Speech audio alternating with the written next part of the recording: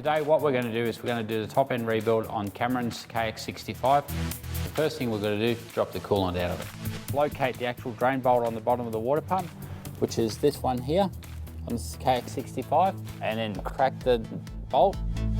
And then what will happen when we pull the radiator cap off, then that'll let the coolant go. Dirt is the worst thing you can have entering your engine, and so give the bike a really good clean before you start pulling it apart. After that, what we need to do is we need to strip the seat off it, we'll pull the tank off it, and we're going to drop the pipe off it. That'll give us access to everything else. What we can do now is pull the coolant hoses off, and we can start pulling our carb off. So now we've got the carby and everything off, what we can do now is start undoing all our cylinder bolts. At this point, if you want to take the cylinder head off, be warned that you are going to need to replace the head gasket as well. But most bikes you're going to be able to get the cylinder and the head off in one piece. Tonight what we're going to do is pull the actual cylinder head off the cylinder, so we'll replace it just for reliability wise, but it's entirely up to you which way you go. What we need to do is make sure that our bench area is nice and clean. We don't want to be putting any of the engine parts onto a contaminated bench. It's time now to change the piston over. So what we need to do, we're going to pack a nice clean rag in around the actual base of the piston. That's going to stop anything from falling down. What we need to do is lever in behind the circlip, and we'll bring it around. So the piston, when it goes in, will be going in so that your pins will be at the back of the piston. So what you need to do is then install the actual circlip into the opposite side so you can push the pin in from this side.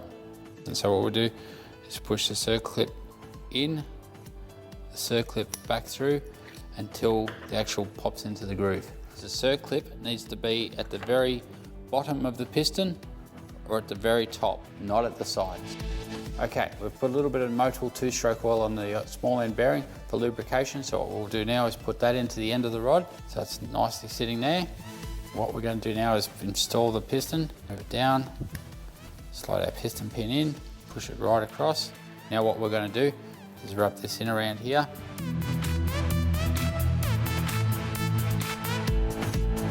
What we're going to do now is install the base gasket. The thing we've got to ensure is that all our gasket surfaces are squeaky clean, or anything that's going to cause the gasket not to seal. So when we're installing the rings, is we want to go into the top groove first, just gently stretching the ring so it just fits in. So when your actual rings are compressed into the cylinder, it'll live like that. What we're doing is just moving the kickstarter up and down and making sure that the piston's moving up nice and freely. What we need to do now first is install a fresh head gasket, which is imperative to making sure that the head gasket seals. Locate the head gasket.